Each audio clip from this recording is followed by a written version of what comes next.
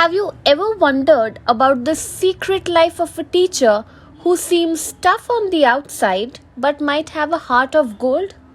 Join me on a journey into the charming chaos of a village school where giggles hide behind serious faces and lessons go beyond textbooks. Hello well-wishers and welcome to my channel Aspiring Minds. In today's video, we are going to discuss a poem by Oliver Goldsmith called The Village Schoolmaster. So grab your virtual seats and let's begin.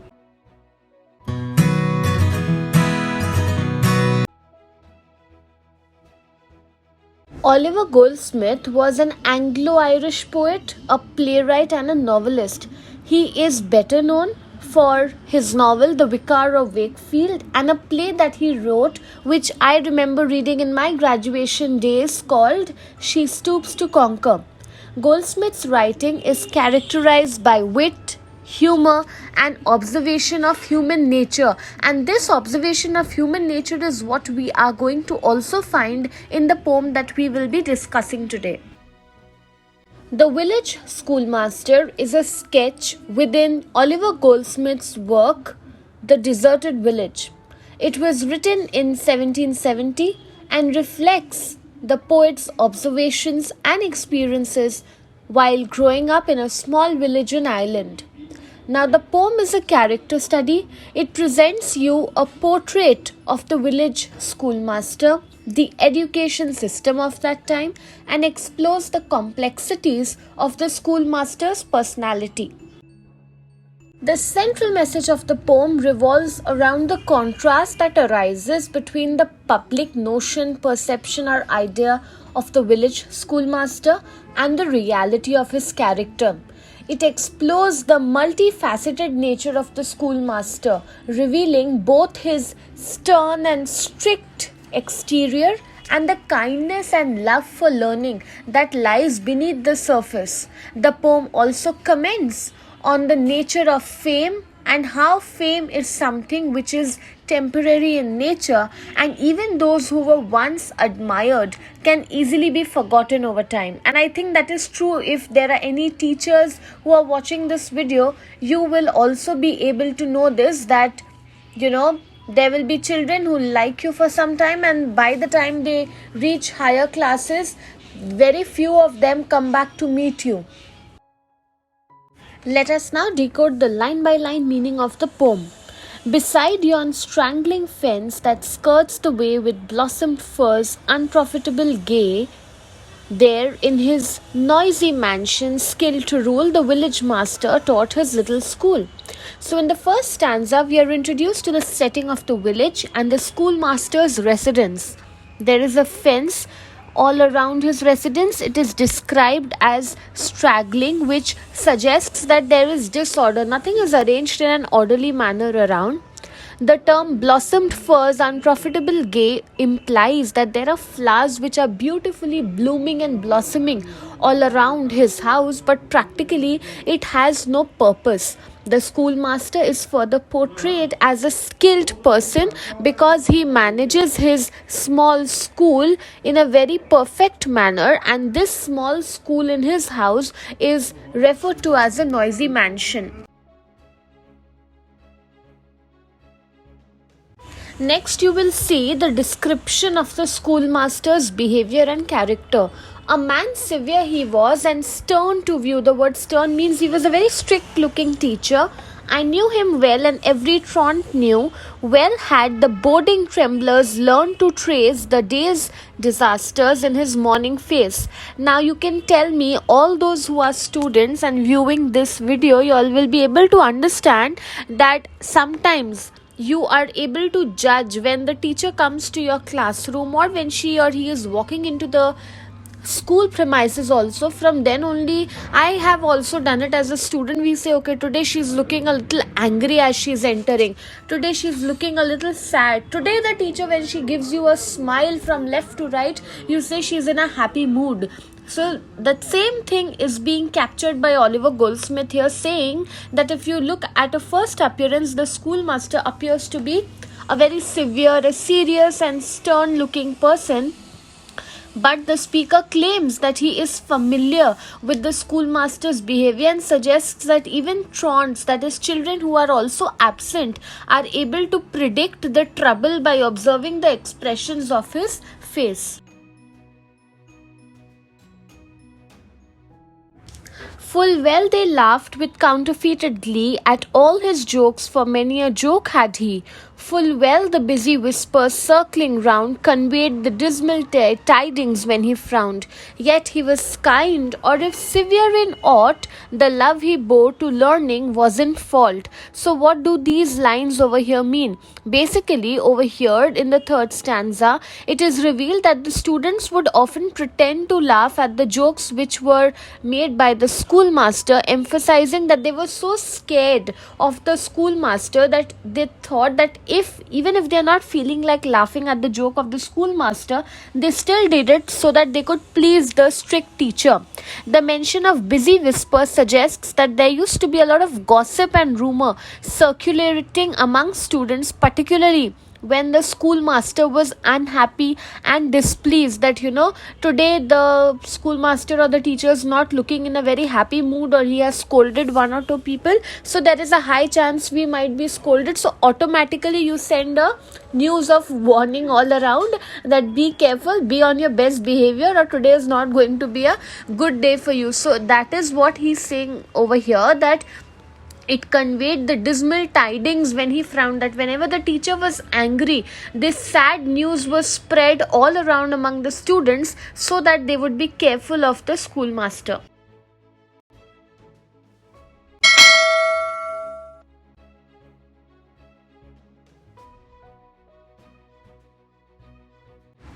The village all declared how much he knew. 'Twas certain he could write and cipher too. Lands he could measure, terms and tides presage, and even the story ran that he could gauge. Okay, so here we see that because of the stern exterior, there is also a hint of underlying kindness in the schoolmaster. He might look very stern and strict from the outside, but from within there was a touch of kindness also in him. His severity or his seriousness was due to his passion for knowledge and education. He wanted to genuinely make the people, the students, learn and himself also be educated properly and get new knowledge at the same time. So the village people acknowledged his knowledge and skills in writing and arithmetic, and at the same time they also predict that as a schoolmaster, his knowledge was so accurate that he could measure lands, terms and tides presage. So here basically all these three instances tell you that he was a very good mathematician, because he could measure the distance of the land, the terms associated with the land, other things like the diameter, perimeter, whatever it is, and the tides also, how high the tides are going to rise or fall, he could measure that also, and even the story that he could gauge. So he could also predict what would be happening in the story. So basically he was a very skilled and efficient teacher who knew how to use his knowledge in the best possible way for himself as well as for his students.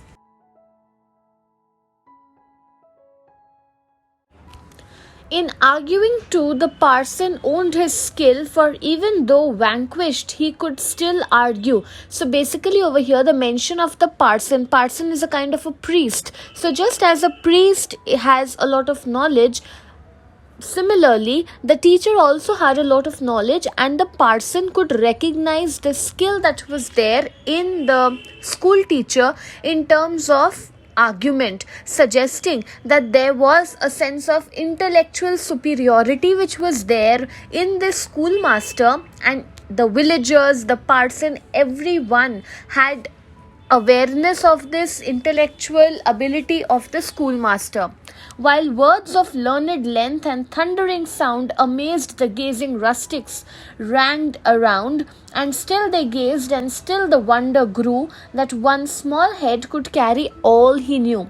So here we see that the villagers are further amazed. They are awestruck by the schoolmaster's use of complex and impressive language. The wonder at his intellectual capacity is emphasized to create a sense of amazement which was there among the locals, the rustic villagers. I told you that they were always in awe. They looked up to the schoolmaster for the amount of knowledge that he carried within him, and not just that, being a teacher, he loved imparting it to his students as well. But past is all his fame, the very spot where many a time he triumphed is forgot. So in the final lines of the poem, we see how the fame, the glory, the recognition that was given to the schoolmaster is transient, it is short-lived. Now this is unfortunately a sad reality of life, that when new things come into our life, we tend to start disvaluing the old things.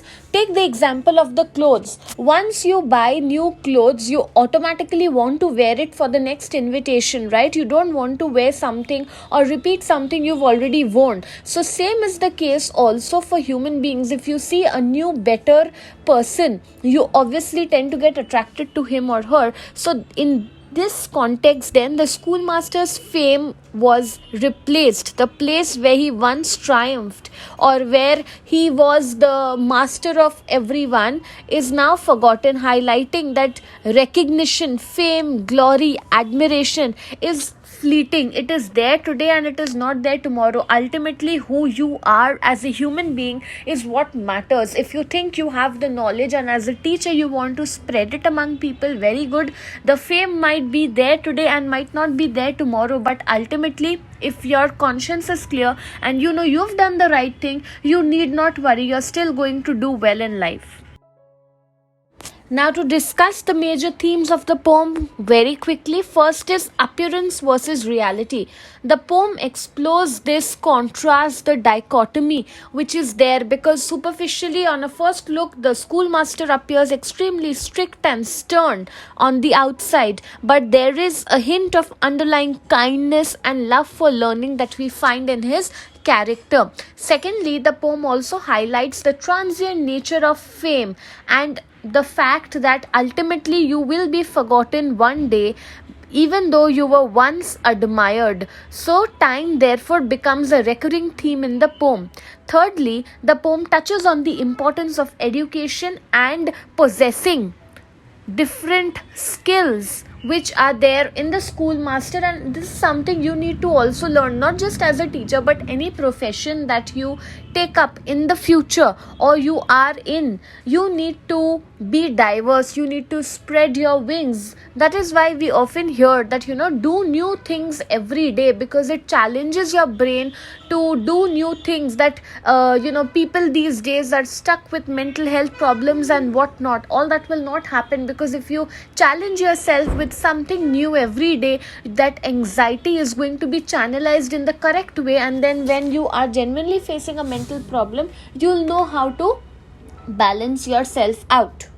So we see how the poem shows the portrait of a village teacher exploring the complexities of his character and commenting on the fleeting nature of fame. The poem therefore is a reflection of human nature, education, and the passage of time within the context of a rural setting.